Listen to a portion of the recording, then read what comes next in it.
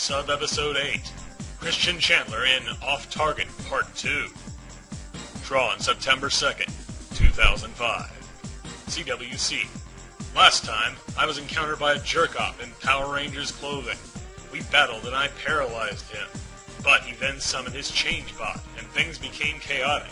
I would have knocked that bot out if it hadn't tripped me over. I was then captured. After a cry for help flew from my mouth and into Crystal's ears, Badget's bot dropped me. Now as my sister goes through the crowd, I am falling to the ground, hand and leg cuffed. As Chris braces himself for the worst, he finds himself stopped in midair. A psychic catch? He thinks to himself. Baggett is also confused. In the crowd, we find Crystal using the psychic powers of Magichan Sonichu. For now, she thinks, this is the best I can do to break his fall. Thank you, sis, thinks Chris, now safely lowered to the ground. How did he suddenly stop his fall? Wonders Baggett. No matter. Dogpile on him now! Dogpile? Thinks Chris. With pleasure, says the jerk heap, and together with his jerk-offs, he belly flops on top of Chris, crushing him beneath his girth. Ah! Screams Chris. Baggett joins him, leaping through the air to attack Chris's vulnerable head. But he stops short of striking him when he lands. Here's a tattoo, he says, on the house. Baggett grabs Chris's head and rubs his face into the carpet. Ah! Screams Chris. When Baggett is finished, the carpet burn has left a smoking wound on Chris's face, and a single drop of blood drops from it, hitting a button. Hog tie him, orders Baggett. Tighten up his dominant hand and toss him into Cractor's cockpit. Crystal gasps as they prepare Chris for transport. Cractor, having transformed into a fighter plane, opens its cockpit for the jerk-offs to load Chris inside.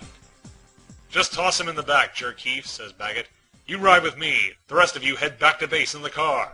Stop it, cries Crystal. You're hurting my brother. Let him go. With tears in her eyes, she charges the jerk-offs. I'm coming, Christopher. But the jerky sends her flying with a single punch. Crystal slams into the wall, defeated. How dare that jerk hit a lady like that, she thinks.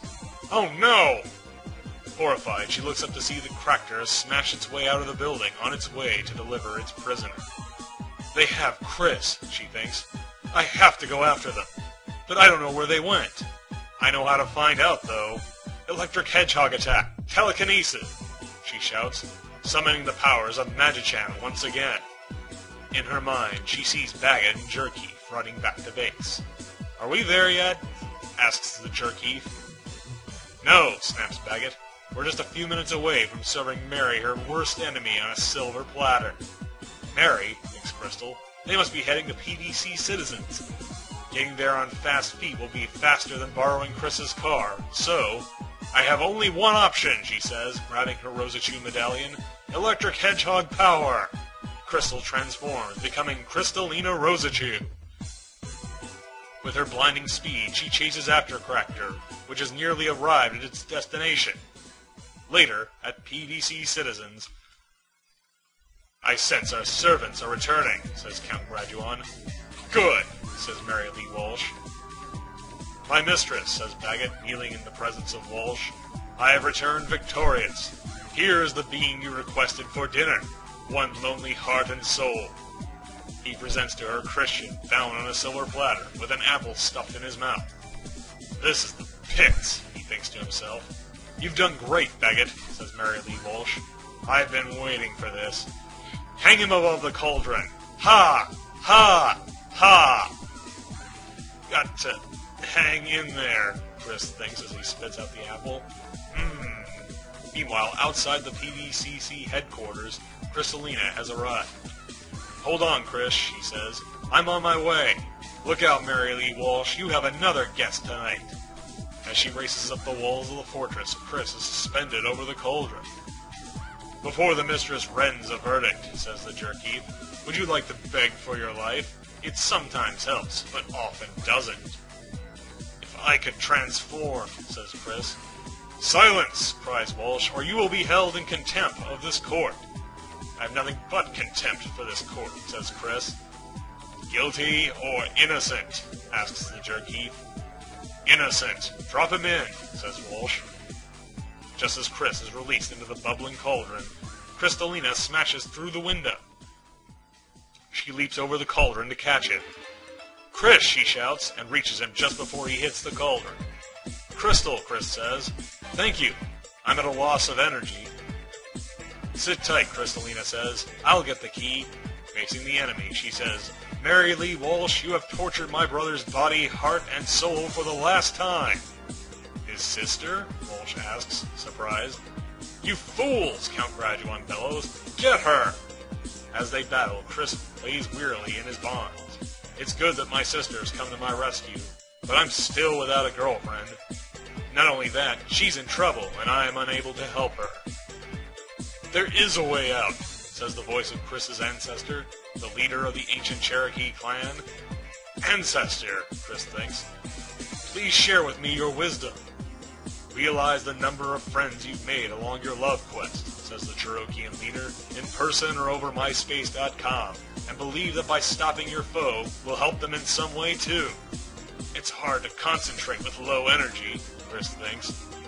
"In that case," the Cherokean leader says, "call upon the Ancient One powers from your royal ancestors to give you a morality boost. Also, believe in your sister to aid you. May the Ancient One powers protect you." "Sounds good to me.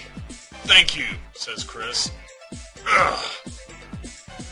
"I can't get to that key," Crystalina thinks, "and I can't fight them all alone. I'll give Chris some of my power." She places her hand on his and embraces him. "Please recover, brother," she thinks. "I can feel the energy," thinks Chris. Suddenly, he begins to transform and breaks free from his bonds. "This is so pretty cure," he thinks as he stands up.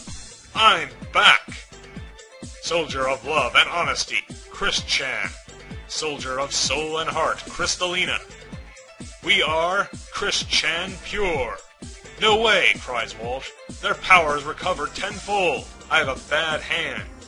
"I'll cover you, Mary," promises Graduan. "Mary Lee Walsh," says Chris Chan.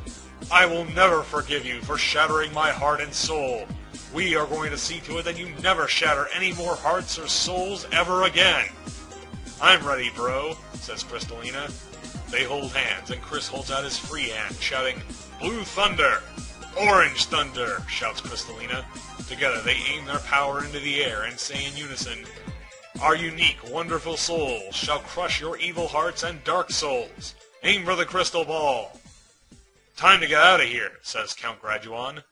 Chris and Crystalina fire their blasts at the crystal ball, and the two beams merge to form the orange and blue Chris Chan Pure Pulse Jolt Lance. It strikes the crystal, causing it to explode with a brilliant light. And when the ball was shattered, the possessed facility returned to what it was, the beloved Piedmont, Virginia Community College. Sunny, happy days returned to PVCC, and all the enrolled students were released from Mary Lee Walsh's dark spell.